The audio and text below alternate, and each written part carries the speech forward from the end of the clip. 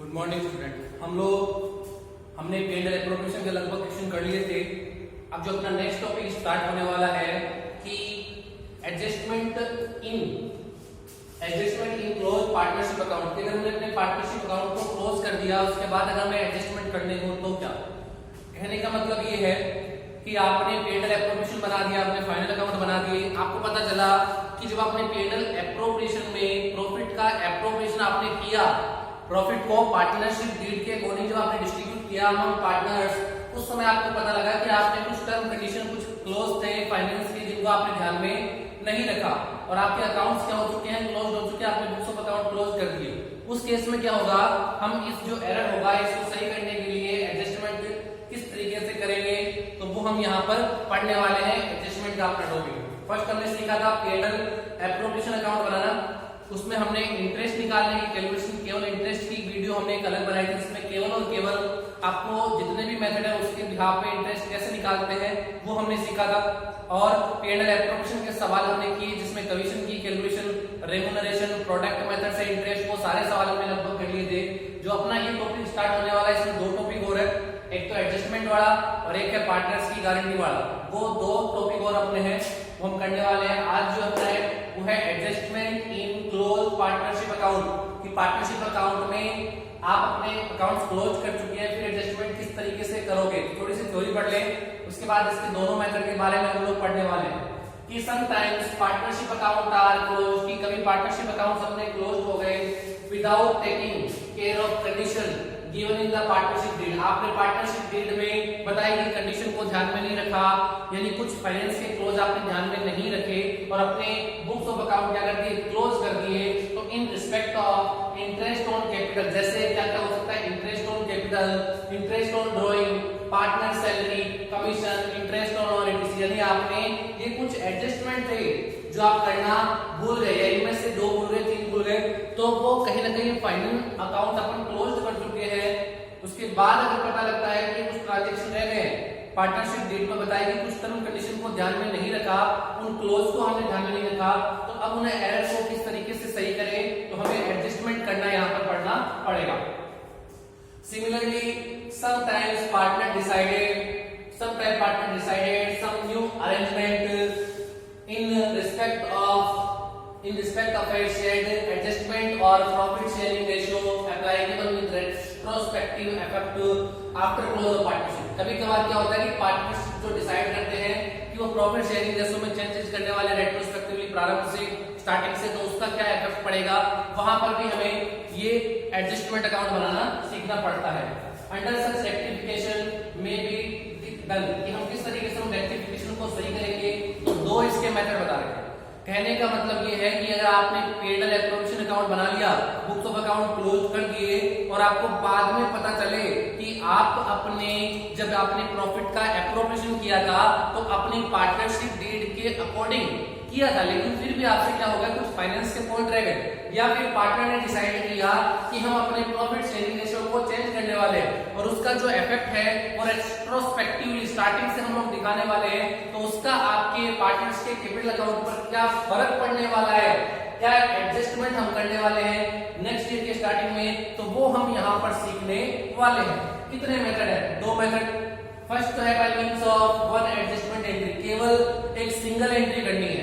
Single entry कैसे करेंगे कि जो भी फाइनेंस के क्लोज थे उनका क्या इफेक्ट पड़ता है पार्टनर्स के कैपिटल पर, पार्टनर्स के अकाउंट पर, उसके लिए हम एक एनालिटिकल टेबल बनाते हैं। उस एनालिटिकल टेबल में हम लोग देखेंगे कि कौन कौन से एडजस्टमेंट अपने रह गए हैं या प्रॉफिट शेयरिंग रेशियो में क्या चेंजेस हुआ है, उसका नेट इफेक्ट क्या पड़ता है पार्टनर्स कैपिटल के अकाउंट्स पर, उनके बिहाफ पर हम एक सिंगल एंट्री करते हैं। तो इसके लिए आपको क्या बनानी पड़ेगी, एक एनालिटिकल टेबल बनाएंगे। उसमें हम लोग देखेंगे कि पार्टनर्स के अकाउंट पर, फर्म के अकाउंट पर क्या फर्क पड़ता है। नेक्स्ट है by mean of P&L adjustment account, कि दो ही तरीके, या तो सिंगल एंट्री या P&L एडजस्टमेंट अकाउंट बनाकर भी कर सकते हो, profit and loss adjustment account. उस एडजस्टमेंट अकाउंट में आप वो ही आइटम दिखाओगे जो आप लोग भूल चुके हो या आपने पार्टनरशिप डीड के अकॉर्डिंग उसको नहीं किया, आपको वो ही आइटम उसमें शो करने हैं और उसका क्या इफेक्ट पड़ता है, फर्म के लिए लॉस है, प्रॉफिट है, तो उसको पार्टनर्स कैपिटल अकाउंट में जो भी आपका प्री डिसाइडेड रेशियो है उसमें डिस्ट्रीब्यूट कर देंगे। पहले तो ये हुई ये adjustment in closed partnership account. ये हम जो पढ़ रहे हैं ये इसीलिए पढ़ रहे हैं कि कुछ पॉइंट अपने रह गए थे पार्टनरशिप डीड के अकॉर्डिंग, उनको कैसे रेक्टिफाई करें, पार्टनर्स कैपिटल अकाउंट पर क्या फर्क पड़ेगा उसको सही करने के लिए हम लोग ये पढ़ रहे हैं। दो मेथड अपने हैं, सिंगल एंट्री और P&L एडजस्टमेंट अकाउंट बनाकर। अब हम पढ़ने वाले हैं कि सिंगल एंट्री अपनी किस तरीके से होगी और P&L एडजस्टमेंट अकाउंट का क्या फॉर्मेट होगा। उसके बाद अपन लोग इसके प्रैक्टिकल न्यूमेरिकल क्वेश्चन जो है वो करने वाले हैं कि एडजस्टमेंट अकाउंट कैसे बनते हैं, किस तरीके के अपने क्वेश्चन आएंगे, एरर को कैसे रेक्टिफाई करें। तो फर्स्ट जो मेथड अपना इसमें है वो है सिंगल एंट्री।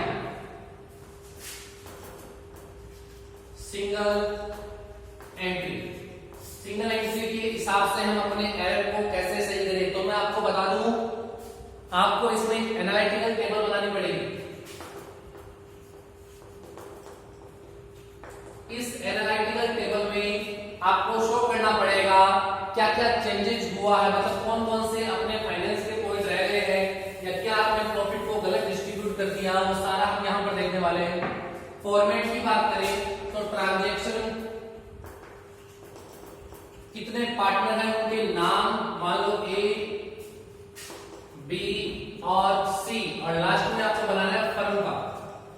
इंडिविजुअल पार्टनर्स के सबके दो side, debit credit side, debit credit side, debit credit, firm का भी क्या डेबिट और क्रेडिट।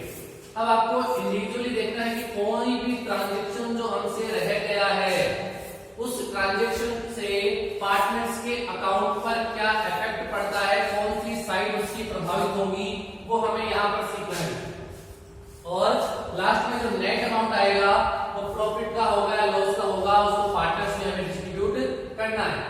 जैसे इंटरेस्ट ऑन कैपिटल का पॉइंट हमें ध्यान में नहीं रहा तो यहाँ पर लिख दो एक नंबर लगा के इंटरेस्ट ऑन कैपिटल। अब हमें पता है कि डीआर में कब आते हैं, सीआर में कब आते हैं, कि जब पार्टनर्स को कुछ मिलना हो, जैसे इनकम या प्रॉफिट हो पार्टनर को, तो कहां लिखते हैं सीआर में, एक्सपेंसेस और लॉस हो तो कहां लिखते हैं डीआर में। फर्म का क्या रोल है, फर्म का भी वही, फर्म के लिए इनकम है तो कहां लिखेंगे सीआर में, और लॉस है तो एक्सपेंसेस तो कहां लिखेंगे डीआर में। मैंने यहां पर लिखा इंटरेस्ट ऑन कैपिटल, कैपिटल पर पेड होने वाला इंटरेस्ट आपने नहीं लिखा, P&L एप्रोप्रिएशन अकाउंट में बुक्स ऑफ अकाउंट क्लोज कर दिए। तो अब क्या, अब हमें क्या करना है, ये क्या है, ए के लिए इनकम है एक्सपेंसेस, इनकम तो कौन सी साइड में लिखेंगे, क्रेडिट में। जो भी कैपिटल दी जाएगी उस पर, इसी तरीके से बी की भी कहां लिखेंगे, क्रेडिट में, सी की भी कहां लिखने वाले हैं, क्रेडिट में। अब फर्म के हिसाब से देखना, फर्म के लिए क्या है, इंटरेस्ट ऑन कैपिटल, एक्सपेंसेस कहीं ना कहीं पेड करना है, लायबिलिटी है तो कहां लिखेंगे इसको, डेबिट साइड में, सॉरी पेड इसको करना है तो कहां लिखेंगे, P&L एप्रोप्रिएशन में कहां लिखते थे, डेबिट में, इसको भी कहां लिखेंगे, इसका टोटल आएगा डेबिट। सेकंड, पार्टनर्स की सैलरी भूल गए, पार्टनर्स की सैलरी भूल गए तो कहां लिखोगे पार्टनर्स की सैलरी। इसके पार्टनर्स को जैसे मान लो ए को मिली थी तो क्रेडिट में, बाकी कहीं भी पार्टनरशिप डीड में डिसाइड नहीं था। फर्म के कहां लिखोगे, डेबिट में। इसी तरीके से इंटरेस्ट ऑन ड्राइंग भूल गए आपको तो इंटरेस्ट ऑन ड्राइंग कहां लिखोगे, इनके लिए क्या है एक्सपेंसेस तो इनके डेबिट में लिख दो, तीनों ने से मान लो किया हो। और फर्म के लिए क्या है इनकम कहां लिखोगे, सीआर में। इसके बाद आपको क्या करना है, इसकी डीआर और फर्म की डीआर और सीआर का डिफरेंस निकाल लो। मान लो दो साइड ज्यादा है उसको हमने अपोजिट साइड में लिख दिया, डिफरेंस निकाल लेंगे। मान लो जैसे ये साइड कम है, इस डिफरेंस को आप पार्टनर्स में डिस्ट्रीब्यूट कर दो। यहां पर लिख दो कि जो भी आपका आ रहा है जैसे अपना लॉस डिस्ट्रीब्यूट टू पार्टनर्स, जो भी इनका रेशियो है उस रेशियो में डिस्ट्रीब्यूट कर देंगे इस अमाउंट को। क्रेडिट में लिखा होगा तो इनके कहां लिखेंगे, डेबिट में, फिर डेबिट में हम इनको लिख देंगे। और उसके बाद क्या करना है आपको, लास्ट में डीआर और सीआर का टोटल करना है, इंडिविजुअली सबका टोटल करेंगे, न्यूमेरिकल करेंगे, और समझ में आने वाला है। अभी थोड़ा सा एग्जांपल समझते हैं। फिर आपको इनका डिफरेंस, डीआर और सीआर का डिफरेंस देखना है कि पार्टनर्स का जो डिफरेंस आ रहा है कि पार्टनर जो है हमसे रुपए लेगा या फर्म को उससे पेड करने, जो भी आएगा उसके बिहाफ पे हम लोग एंट्री बना देंगे। ये तो अपनी छोटी सी एनालिटिकल टेबल है, न्यूमेरिकल करेंगे, टेंशन मत लेना, और भी अच्छे से समझ में आने वाली है। तरीके से एनालिटिकल टेबल बनेगी, सिंगल एंट्री किस तरीके से होने वाली है। नेक्स्ट हम चलते हैं, सेकंड मेथड जो अपना चलता है वो है P&L एडजस्टमेंट अकाउंट अपना कैसे बनेगा। तो P&L एडजस्टमेंट अकाउंट की बात करें, सेकंड है अपना मेथड P&L एडजस्टमेंट अकाउंट।